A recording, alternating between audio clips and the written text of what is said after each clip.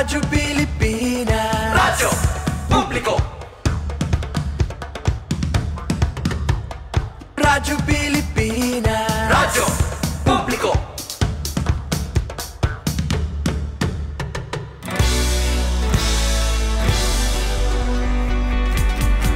Mahalagang mga balita, napapanahong impormasyon. Kami ang inyong gabay pag may bagyo at sakuna. Serbisyo ng gobyerno kapag may nangangailangan. Mga proyekto ng Pangulo, damang-dama ang pagmamahal niya. Tulay ng mga hinaing, ang problema ng bayan ating lulutasin. Tulay sa himpapawid, tulay ng pagbabago.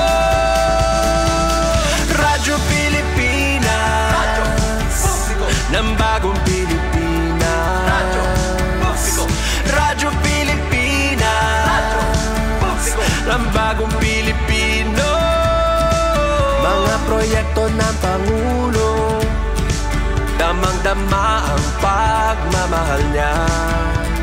Radyo Pilipinas, Radyo Publiko. Ang boses ng Pangulo.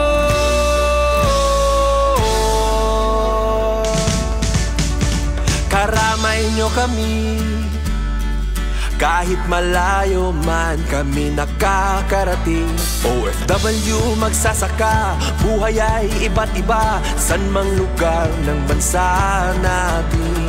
Tulay ng mga hinaing, ang problema ng bayan ating lulutasin. Tulay sa himpapawid, tulay ng pagbabago. Radyo Pilipinas, Radyo Publiko. Ng bagong Pilipinas, Radyo Publiko. Radyo Pilipinas, Radyo Publiko. Ng bagong Pilipino. Mga proyekto ng Pangulo, damang-dama ang pagmamahal niya. Radyo Pilipinas, Radyo Publiko. Ang boses ng Pangulo. Radyo Publiko. Radyo Pilipinas, Radyo Publiko. Radyo Pilipinas.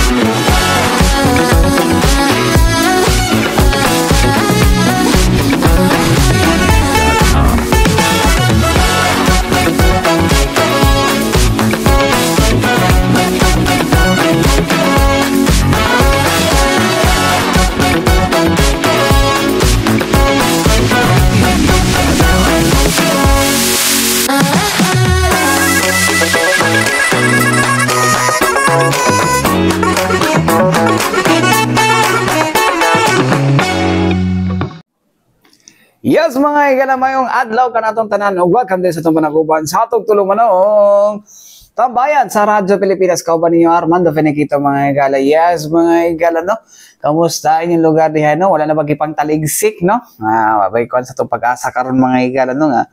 Napagi po possibility no nga mag-ulan jud mga igala no, karong mga taknaan no. So anyways, karon mga igala no, ato ang hisgutan mga igala no kaning pagbabag diha no sa kaning mining proposed no. Actually manani approve na sa third reading mga igala sa Sangguniang Bayan diha sa kuano kaning mining ordinance daw diha sa kuan sa mining ordinance din diha sa lungsod sa Governor Generoso may kalak nasa gi kuan nino gibabagan ni sa kuan mga higala no, gibabagan ni sa sa usa ka grupo diha mga higala no, particularly kanang Governor Generoso Business Club mga higala. Of course ilang ang babag nila kisa man ganahan actually mga higala ang ilang gibabagan din ni Manggod no, una kay kuan daw no nahisakop daw ni sa kaning ginatawag natong UNESCO Heritage Site mga higala no, ang katong mga barangay kuan no, ambot lang kung daw wala pa man to nakuha ang site sa kuan, so open ta mga higala, disclaimer lang tadaan, open ta sa site sa local government unit diha mga higala no. Pero kaning mga higala ang kuan man gud ani god is nado sa Mount Hamiguitan UNESCO Heritage sa site mga higala, so mini protected area siya. So mga pila daw ka kilometro daw no from the heritage site mga higala no, apil daw dira sa mga mining no, apil siya sa mining exploration mga higala. So mo na mga higala no ang ilahang gi kuan, so medyo para sila alarming no. Ito di kaduha mga higala silang pagbabag pod no, kuan siya tawag ani kaning nahibaw-an ra nila no sa kaning unsa di final reading na no, wala man lang day kaning kuan, wala man lang day kaning abot lang day public hearing, pero murag abot kung labay public hearing pero ingon daw na day public hearing no. So another kuan ni siya mga higala no nga murag naay wala na sunod na proseso daw mo nila ang ginaklaim. Anyways mga higala, alang sa ubang impormasyon o detalye nga atong dapat mahibaw og masayran mga higala atong paminawon mga higala no, ang mga miyembro sa kuan no sa Governor Generoso Business Club mga higala, ipanawon sila presidente mga higala nga si ito mga higala ato lang. Lang presidente mga higala na si Ma'am kuan no, Ma'am Melissa Shelo mga higala no, and then si Ma'am kuano tawagan ni ela to sa kuno mga higala para kompleto to listahan. Si Ma'am Melissa Shelo mga higala, si Ma'am kuano, si Ma'am Jerlyn Lagleva mga higala o uban pa mga member no, apila dira mga higala no, ang isa ka Batano advocate mga higala o initiator mga higala na si Miss Mia Adlawan mga higala. Anyways, manaw nato ni kaning open to mining na pasabot pa ni is walay public hearing na gipagawas ang city council ay yung municipal council. There was a public hearing, allegedly a public hearing. However, this public hearing was not attended by the public. Even we were not notified of this supposed public hearing because, agani, this public hearing was just sent to the punong barangays in Gobjen. Pero regarding this issue na about the public hearing and the legality of the passing of the ordinance, we will still look into it because we still do not have the copy of the pertinent documents that we need for the legal action that we will be taking. Pero as to the public hearing, I really cannot say no na kuan na nakahibalo mi, naka-join me in how public this public hearing is. So kung duda mo ng ano, napay invitation no, coming from other stakeholders like the national government agencies, of course sila dapat ma-invite no, to know kung because katol sa inyong gibanggit kaganiha is that areas, that barangays belongs to the UNESCO Heritage Park no, meaning pila ka kilometers away from that heritage park, dapat kuha na siya, dapat protected area na siya no, dili dapat na kuha na, no extraction, no quarrying during that area, but right now napasa ni siya nga kuan na mga kuan, napay mga agencies na that could confirm that there is a public hearing. Sir, Bonnie, karon we cannot really confirm because we have not received a copy of the minutes of the public hearing done. So mao gini questionable karon sa amo ang part kay kung ang public hearing was done ilang allegedly it was attended by 300 residents, no? Sa Governor Generoso. Kung ang giimbita lang is ang residente lang sa Governor Generoso without any expert na maka-explicar aning mga tawhana sa epekto sa mining sa ilang mga kinabuhi, so then we will have a problem. Kung ang 300 na ginasulti is purely residents, we really have a problem with that. Nag-try na po mo explore po ma'am with the legislative journal no of the public hearing. Actually, sir, we haven't, wala pa naman nagulitan. Although it's a public document, we are asking for it, and we will be asking for a copy. Kana sigurado gid na. Pero tungod kay bago pa manggod tanan no, murag it just happened last week. Gahapon gi-approve pa ang minutes kagahapon sa session. So kanang kuan pa too soon, but we are working on requesting all those documents. Right now, ma'am, unsa inyong mga legal remedies na kun are you going to file for injunction para for the meantime dili ma-implement ang mong ordinance? For sure, no, we will be lodging legal complaints against this, be it admin or criminal or unsa ba. But for now, since we still do not have complete documents or evidences to support our claim, we are just at phase 1 of our advocacy. Karon, we still cannot say na we will be lodging complaints, but karon no, pero for sure na once nakuha na namo, nakita na namo ang discrepancies and nuances, then for sure we will be doing our legal action regarding a fight against anti-mining. Ma'am, last na lang ma'am no kay medyo ay kanang na-late medyo ko magabot no. Unsa ang mahimong effect no if this mining will push through? Unsa ang mga maapektuhan in terms of biodiversity, livelihood pa sa mga katawhan, apektado po ba ang sektor sa agriculture sa ilang samang lugar? So I answer first. Kabalukot kami na nami answer ani. Ang ako ang answer for this is ang Governor Generoso is famous for our tourist destinations na among mga beaches tanan nakabalo siguro mo search kasi mong Facebook i-hashtag Governor Generoso makita nimo tanan kung unsay among gina-showcase. If this mining operation happens, naagi tendency na kini mga yuta namo sa silong mga naog sa among mga dagat ang magtabon sa among mga corals. Ang second industry na dito sir na which is largely known is also the fishing industry. These two at these three pala agriculture, mining and fishing industries will be parang adversely affected. Kaya syempre kung daot ato mga corals asa pa man manago ato mga isda, no? Ang tourism, kung brown na among dagat ganahan pa bumaligo dito. So dili na mo adto kay usa pa may adtuon ninyo na brown naman among dagat. Okay? Unya sa landslides ang among actually si Ma'am Jerlyn owns land no dito sa may Pundagitan ay sa may Tiblawan, and part of it is already kaning damaged by landslide. So ang impact sa amo ang panginabuhi hinay-hinay na namo na nakita.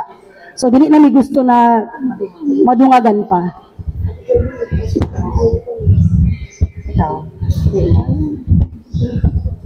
In addition to that, tinood yun ang isulti ni Melay, ni Melissa, malaki ang adverse effect talaga sa aming livelihood doon, sa aming kabuhayan. Kasi most of our farming, sa farming industry, yung copras, mga anod na during last year na nagkaroon ng flash flood doon. After nila mahal ang mga soil gikan sa bukid, grabe ang baha.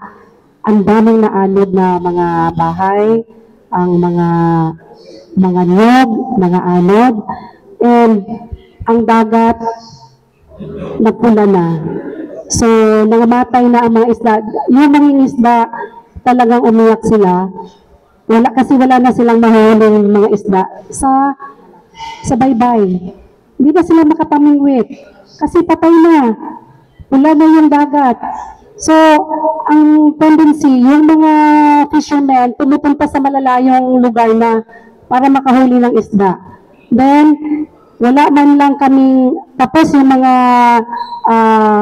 kopras namin, lumiliit na ang income. Hindi man lang kami nabigyan ng amnesty sa aming buwis, sa aming amilyar na binabayaran. Malaki pa rin ang sinacharge sa amin ng assessor ng municipality of Governor Generoso. Walang consideration ang aming munisipyo doon. So, kaya yung aming advokasya sa no to mining, sa kalikasan, ipiserve naman natin, tulungan niyo po kami dito, kayo na sa media people, na ma-stop talaga itong mining operation or exploration sa aming lugar in Governor Generoso. So, mo to mga higala, no, ang pahayag, no, sa mga miyembro, no, ilang contention ganun ganun babagan din nila, no. So yun na daw kondo na nagipatawag pero magkaisa lang daw, no. Well, pwede nila buhaton mga higala, no. But anyways mga higala, no, dito to sa kono effect, no, sa agriculture mga higala, no.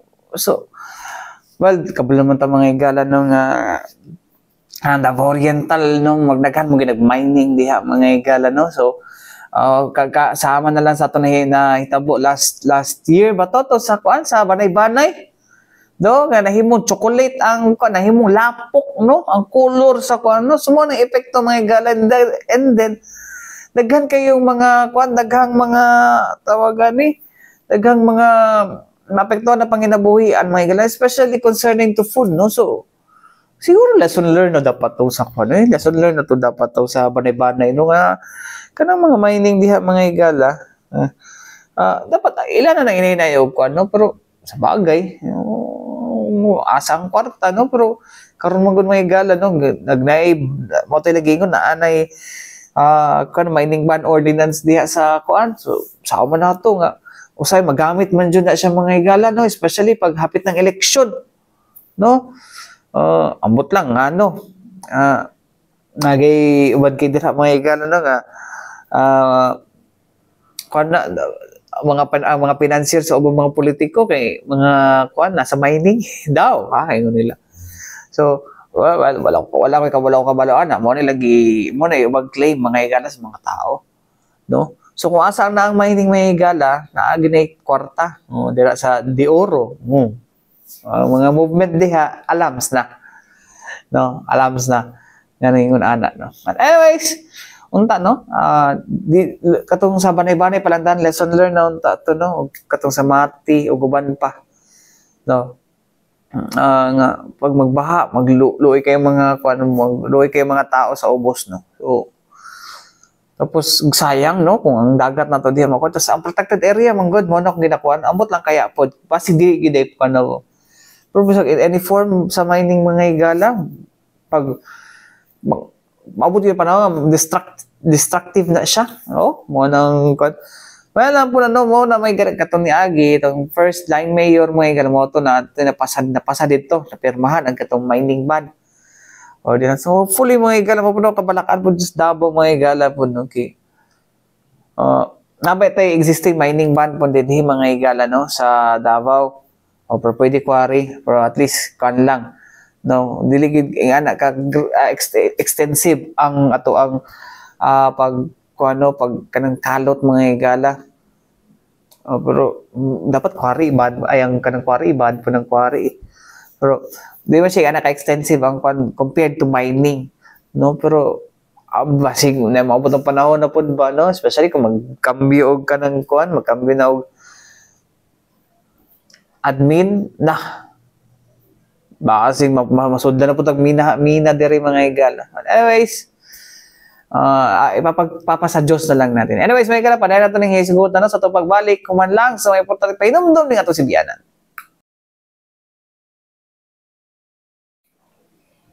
Balik kita mga higala dito sa ito panaguban sa itong tulumanong tambayan sa Radyo Pilipinas. Kauban ninyo Armando Fenekito mga higala. Yes mga higala, no. Padayon niya po itong hisigutan mga higala, no, katong proposed mining ordinance mga higala na pag-allow sa mining dadara sa government mga higala, no. Well, mo lang gini sama sa itong balik-balikon mga higala ba, no. kuan daw, tawag gani. Bisag usa nga klase sa mining mabot na panahon mga higala nga destructive ang mining mga higala no. Po sa una to kay kasagaran po sa itong mga ginagamit mo like cellphone. Ang mga material sa nauban gikan sa mina. No? Gikan sa mina mga higala no. So saan na to pagkuan? Saan na to pagkuan no kay mo na sila dai nga ayaw paggamit og cellphone kung hindi ka gusto sa mina. No, ayaw paggamit ay no, anaon man kana dayon pero ang kuan mo gud mga higala no. Mo lagi na no karon nakasinati na tao grabe nga kuan grabe nga pag kuan no grabe nga mga devastation sa atong mga kuan no sa atong panahon no grabing devastation due to usa ba na nga mga kalamidad no mga environmental mga kuan mga natural disasters no. So, mapaisip ka nga, kung magmina pa ka diha, maupaw na ng mga, maupaw na ng mga, unsa na diha, kabukiran, no? So, sa itong buhaton, no? Na itong mga higala, daghang nangamatay tungod sa kuan, lisod kina ng mga matay tungod sa bagyo mga higala, or sa ba na diha nga mga kalamidad, baha, flash floods, di ba? So, kung kuan ang, mo na itong kanunaon mga higala no, in the long run, destructive yun siya. No? Destructive yun ang mining mga higala. No? Destructive yun siya sa ito ang kwan. Pero ang kwan na ni mga higala, no? Mo lagi ni. Ang ilang gibabagan isang mining ordinance, why not ang kuan na lang unta, petition to cancel the mining permit sa to, sa meaning ka ng MPSA mga higala? MPSA asa to MPSA in mining MPSA kaning sani kanang mineral agreement under mining act sa ito kanang MPSA no ay ito kaysa gani mga higala na sa kanang grupo sa mga media mga higala advocate anti-EJK anti-human rights, no? Pero ang kuan pud ba mga higala, ang mga destruction ba nga gikan sa nga due to mining, dili ba na siya against sa human rights pud sa tao? Di ba? Di ba? Kanang kuan siya kanang hypocrite ba? No? Kailangan ng sponsor mining. Mining company ang nag-sponsor sa mga activities, no? So, look how hypocrite are they mga higala, no? To say mga higala nga utrong po sila na nga nagkapanguhaw kung MPSA meaning sa naman to Microsoft man MPSA mining ano siya mga higala no mineral agreement na siya to din hina mo to dere may gala mineral production sharing agreement no so mo nang kan may gala na ingos ko kailang why not i-petition ninyo na mga gala i-petition ng kuno maong MPSA no para mawa na gyud na kay og kan mo bisan na panay kanang ordinance kala kamangon og kamangon jud na sila mga higala no especially pag duol ang eleksyon. Anyways mga higala padayon natong pahisgutan mga higala no ang kuno paminawon mga higala ang mga miyembro sa Governor Generoso Business Club mga higala no on their opposition sa mining ordinance nga gipasalang no on the third reading diya sila sa Guniang Bayan. Paminaw na to. GB nagsulod pagpasok sila ang ilang application. Ang sulti sa NGB ang mapa nga naa sila maulang na ang official. Ang kinahanglan na mo ron nga mag-action ang mga concerned government agencies aron ma-confirm kung asa ang actual nga activities nila. Ako, in addition, sir, no, we already have a copy of the mining tenement map from MGB. Kung tanawon nimo, naaman ay part sa mapa na there is a protected area of Mount Hamiguitan and that there is also katong exploration, murag mining activity. Kung tanawon nimo, mura siya og ni overlap. overlap ang mining exploration sa protected area of Mount Hamiguitan. That is based on the mining tenement map from MGB. However, para jud sure jud me, 110% sure jud me na ni-overlap siya, then there is a problem. And since we are still in the process of gathering our evidences, our pertinent documents, we cannot say jud na, we cannot confirm na ni-overlap siya. But if you look at Google Maps, you can check it yourself. Check it. Tanaw ni mo ang Governor Generoso. Green, panay upaw, na ay brown. So, I believe po, no, on my end, na I believe jud na regardless if it is inside the protected area of Mount Hamiguitan or just beside it, the effect is already adverse. The effect is already saddening and devastating to the Philippine eagle, to the endangered plants and animals that is living in Mount Hamiguitan. So I believe, no, na it is not an issue if whether or not it is inside the protected area or outside. The issue here is the effect that it can cause to Mount Hamiguitan and the people of Governor Generoso. So that is my statement for that. Thank you.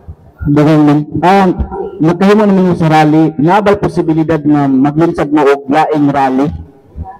Sir, the rally you are pertaining to might be the rally that happened 10 years ago. That was the rally that was initiated by Miss Jerlyn, Ma'am Jerlyn Avergonzado. However, the activities that we've put out, no, na mga napahitabo na mo na mga activities, kay kani pa lang, the online petition, kani pala ang phase 1 sa among campaign because still, we are in the process of gathering evidences. Kaya we cannot lodge complaints, be it civil, criminal, admin, dili pa mi makabutang og ing-ana ng mga complaint para manigurado jud ni kay basit kay gani no like what I said ganina naapay chance na i-veto pa i-exercise pa ni Mayor Kulot ang iyang veto power para dili mapasa ang kaning ordinansa para dili na siya musaka sa SP sa sangguniang panglungsod naapay jud daghan na pamaagi na dili madayoning repeal ordinance sa mining. So gani, if mag-rally man ta, karon no, as of the moment,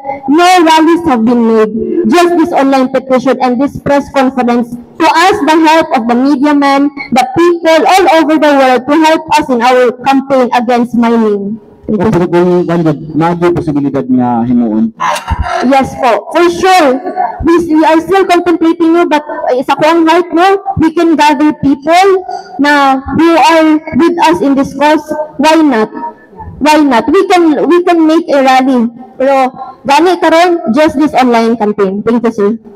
So mo to mga igalo na gingon ni sir nasulod jud daw, no? Hasulod jud daw tong kwan sa mining katong propose nga katong minahan no sa usa ka kumpanya diha mga igalo. But anyways, mo lagi na no, kung sama-sama gingon ka ganiha, mas nindot pud siguro na i-petition ninyo nga i-cancel na tong kwan no sa MGB kwan no, citing those no those dangers na madala no on the wildlife, on the protected areas no, on the aspect of agriculture. Pwede na siguro na kuan no, ipa-cancel ang ilahang MPSA mga kauban nato dira sa kuan no, sa kauban ay dili mga kuan nato mga kaning mga members sa to ang kuan sa to ang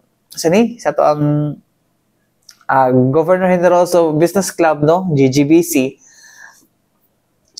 No, pwede na siguro kana na pud siguro inyong next move no, but kay kung mo lagi na no, kamangon lagi na siya kung hindi niyo na mapakancel ng mga mining exploration permit diha ano niya site ninyo ng kuan kay dali ra ba may mingon ay layo man ni sa kuan, layo man ni sa protected area nya mo dito di ay pag ando maapil pa day og kakuan day ma-intrude po day ang kuan day protected area diha na ang laay ana no.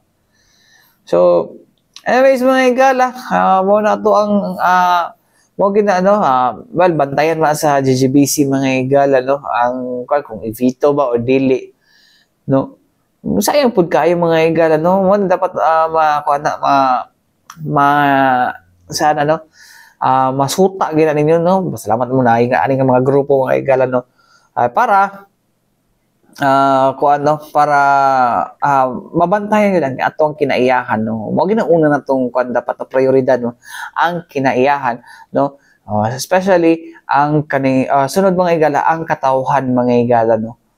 Sila may mapektuhan mga higala, ang katawhan gina mapektuhan mga higala, no, on the negative impact sa kining pagmina. O bito na, no, for example sa PRDP mga higala, ano ang PRDP grabe kay sila ka stricto pag abot sa kanang mga environmental o social impact mga higala sa mga proyekto nga dili dapat na siya madayon. Kung dili masunod ang mga tanang panuntunan mga higala sa World Bank, no, kaya mga minahan dali ra kayo maka-distract, no. Well, damay na magit siguro ng hamigitan mga hamigitan UNESCO protected area mga higala kung magmina na ginadihan, no. So tama ra pod mga higala na babagan gina siya. Anyways, mga higala mga day kung oras hangtod sunod na sa mga higala, no, diri sa panag-uban, no, sa tungtulo manong tambayan sa Radyo Pilipinas sa ngalan sa Tibok Pwersa sa DXRT Radyo Pilipinas, Radyo Publiko Davao mga higala, ako yung nakaban Armando Feniquito. Hangtod sunod na usab, daghang salamat o maayong adlaw kanatong tanan. Ang pita kanunay mo sunod na ang balita pambansa.